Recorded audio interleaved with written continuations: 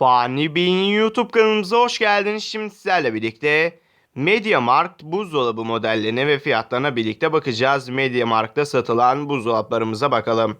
Çeşit çeşit markaya ait çeşit çeşit özellikle buzdolaplarımız bulunmakta.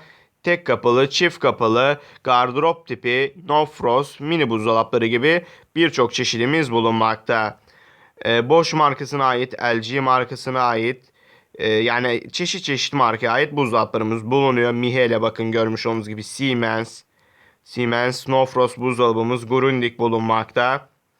LG'nin yine bir buzdolabı modeli bulunuyor. Bakın buzdolabı modellerimiz burada yer alıyor. Özellikleri de bulunmakta ve fiyatını görmektesiniz. Kargo ücretleri de yanlarında yazıyor eğer mediamarkt.com'dan alırsanız. Siz tabii ki de buzdolabı seçerken buzdolabımızın markasına, özelliklerine ve fiyatına dikkat edeceksiniz. İstediğiniz markaya ait istediğiniz buzdolabını MediaMarkt'tan satın alabilirsiniz. İsterseniz videomuzun açıklama bölümündeki linke tıklayarak bu sayfaya ulaşabilir.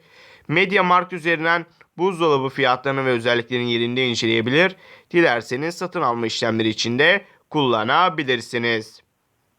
Videomuz bu kadardı. Umarım videomuzu beğenmişsinizdir. Videoyu beğendiyseniz aşağıdan beğen butonunu tıklamayı unutmayın.